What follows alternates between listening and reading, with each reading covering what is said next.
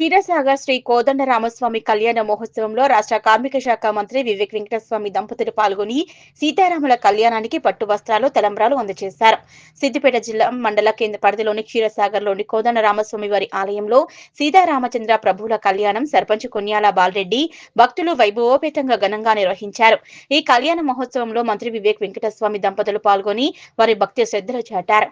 ఈ కళ్యాణానికి రాష్ట్రం నలుమూలల నుంచి వేలాదిగా భక్తులు తరలిరాగా భక్తుల సౌకర్యార్థం స్వామివారికి తీర్థ ప్రసాదాలను అన్న ప్రసాదాలను అందించి స్వామివారి కృపకు పాత్రులు చేశారు సర్పంచ్ బాలరెడ్డి.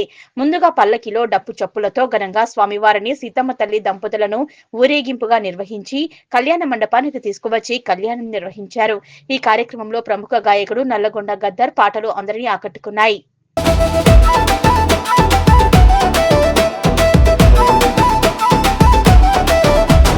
శ్రీరస్తు శుభమస్తు సీతారాముల కళ్యాణం. అయోధ్య రాముడికి జనకి అమ్మ వర ప్రదానం.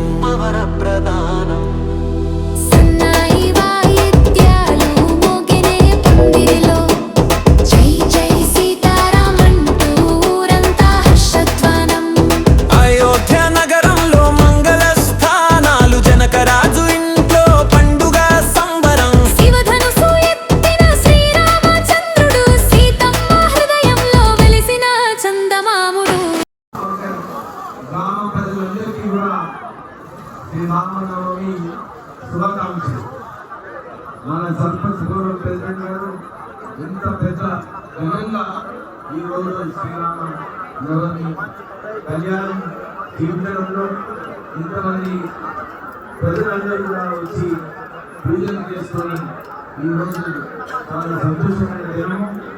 మన రాష్ట్ర ప్రభుత్వం ఎప్పుడు కూడా ప్రజల వైపు ఉంటుంది, ప్రజల కోసం సంక్షేమానికి పనిచేసే అందరికీ భరోసా ఇప్పిస్తూ అందరూ కూడా మంచిగా శ్రీరాముడు ఏదైతే ధర్మం, నీతి, నిజాయితీ ఇవన్నీ కూడా పాటించాడో మనం కూడా శ్రీరాముడు లెక్కనే మనము పాటిస్తే మనందరికీ శాంతియుతంగా మనం పీస్ ఆఫ్ మైండ్ ఏదైతే మనందరికీ అవసరమో ఈ శ్రీరామ నవమి శుభాకాంక్షలు చెప్తూ